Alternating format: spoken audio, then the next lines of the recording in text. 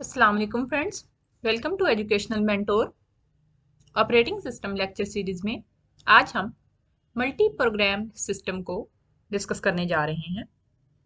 Simple batch system में हमने देखा था कि जब कोई भी आईओ परफॉर्म हो रही होती थी तो सीपीयू उस वक्त आइडल रहता था।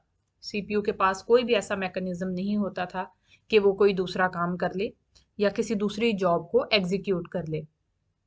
वो उसी जॉब का वेट करता रहता था जब तक वो फ्री नहीं हो जाती थी और फिर उसका नेक्स्ट पार्ट एग्जीक्यूट करता था, जिसकी वजह से बहुत सारा टाइम वेस्ट हो जाता था। मल्टी प्रोग्रामिंग सिस्टम एक ऐसा सिस्टम है जिसके अंदर सीपीयू को ये अलाउ किया जाता है कि वो जब कोई आयो परफॉर्म हो रही हो तो वो नेक्स्ट जॉब को सिलेक्ट करे, उसे एग्जीक्यूट करना शुरू कर दे ताकि वक्त ज़ाया ना हो और थ्रूपुट ज़्यादा से ज़्यादा हो सके।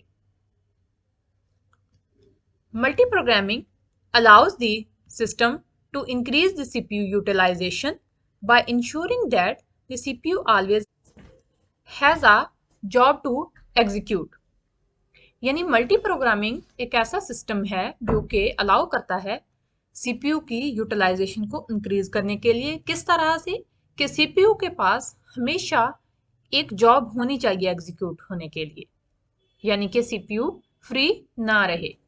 In general, it is not possible for a single user to keep CPU और IO devices busy at all time। यानी कि आम तौर पर CPU या IO devices को बिजी रखना एक सिंगल यूजर के बस का काम नहीं है। ये कैसे किया जा सकता है? ये मल्टी प्रोग्रामिंग के जरिए ही किया जा सकता है। CPU में ऐसा मैकेनिज्म यूज करना पड़ेगा जिसकी वजह से जो है वो ऐसा काम करना स्टार्ट कर दे। CPU has a pool of jobs, यानी कि सीपीयू के पास बहुत सारी जॉब्स होती हैं, पूल होता है जॉब्स का। When concurrently executing job has to wait, it is removed from CPU. यानी कि जब एक जॉब एग्जीक्यूट हो रही होती है और उसे वेटिंग स्टेट में जाना पड़ता है कोई आयो परफॉर्म करने के लिए, किसी इवेंट के लिए, तो उसे सीपीयू से रिमूव कर दिया जाता है। Another job is selected and CPU now executed। एक नई जॉब सेलेक्ट की जाती है और सीपीयू इसे एग्जीक्यूट करना शुरू कर देता है। In a non-multi-programmed system, if a job had to wait for an IO operation, CPU would also have to wait until IO was finished। यानी कि एक नॉन मल्टी प्रोग्रामिंग सिस्टम में अगर एक जॉब को वेट करना पड़ता है किसी आयो के लिए, तो सीपीयू को भी वेट करना पड़ता है तब तक जब तक आयो जो है वो फिनिश नहीं हो जाती। CPU require sophisticated data structure to implement multi programming. यानी कि सीपीयू को मल्टी प्रोग्रामिंग को इम्प्लीमेंट करने के लिए एक बेहतरीन किस्म का, अच्छा किस्म का डाटा स्ट्रक्चर चाहिए होता है। CPU must be able to decide which job is to be executed next। यानी कि CPU जो है वो उसके अंदर ऐसा एल्गोरिदम होना चाहिए, CPU में इतनी कैपेबिलिटी होनी चाहिए कि वो ये डिसाइड करे कि नेक्स्ट कौन सी जॉब ने जो है वो एग्जीक्यूट होना है और किस एल्गोरिदम के तहत होना है। CPU में डिफरेंट टाइप ऑफ एल्गोरिदम्स जो हैं वो यूज़ किए जाते हैं। कुछ एल्गोरिदम्स में जो शॉर्टेस्ट जॉब होती है उसको पहले एग्जीक्यूट किया जाता है, कुछ में जो है वो प्रायोरिटी देखी जाती है कि जो है ना वो प्रायोरिटी किसकी ज़्यादा है उसको एग्जीक्यूट किया जाता है, और कुछ एल्गोरिदम्स के अंदर जो जॉब पहले आई होती है सीपीयू में उसको पहले एग्जीक्यूट किया जाता है।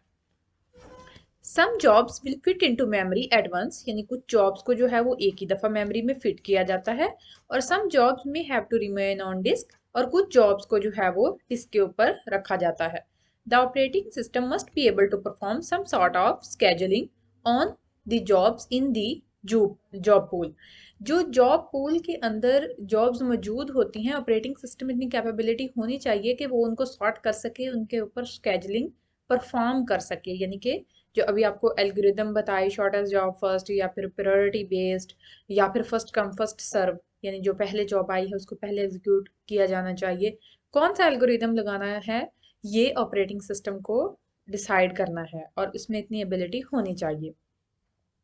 It determines which job will stay on disk and which one will be loaded into memory। यानी कि इससे ये पता चलेगा कि कौन सी जॉब जो है उसे डिस्क पर ही रहना है और कौन सी जॉब को मेमोरी में एग्जीक्यूट करना है, मेमोरी के अंदर लोड करना है।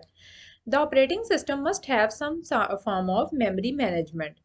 ऑपरेटिंग सिस्टम जो है वो मेमोरी मैनेजमेंट करने के काबिल भी होना चाहिए। डेफिनेटली रैम जो है उसका साइज़ कम होता है, अगर वो मेमोरी को मैनेज नहीं कर पा रहा तो उस जो है ना फेलियर के चांसेस बढ़ जाएंगे, जॉब्स अच्छे तरीके से एग्जीक्यूट नहीं हो पाएंगी। मेमोरी मैनेजमेंट क्यों ज़रूरी है?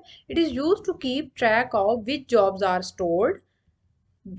Stored where and how much space is available. यानी कि ये इसका ट्रैक रखती है कि कौन सी जॉब जो है वो स्टोर की गई हैं और कितनी जगह मज़ीद अवेलेबल है जिनमें जॉब्स लोड की जा सकती हैं, और किन जॉब्स को जो है वो रिमूव कराना है मेमोरी में से अगर वो वेटिंग की हालत में है या ज़्यादा जगह घेर रही हैं। तो उस सूरत में जो है वो मेमोरी को फ्री अप भी करवाना है, ये मेमोरी मैनेजमेंट की जिम्मेदारी है। और ये मेमोरी मैनेजमेंट की ये जो फंक्शनैलिटी है ये ऑपरेटिंग सिस्टम को परफॉर्म करना चाहिए। ये हमारे पास एक मल्टी प्रोग्रामिंग सिस्टम का जो है वो डायग्राम है।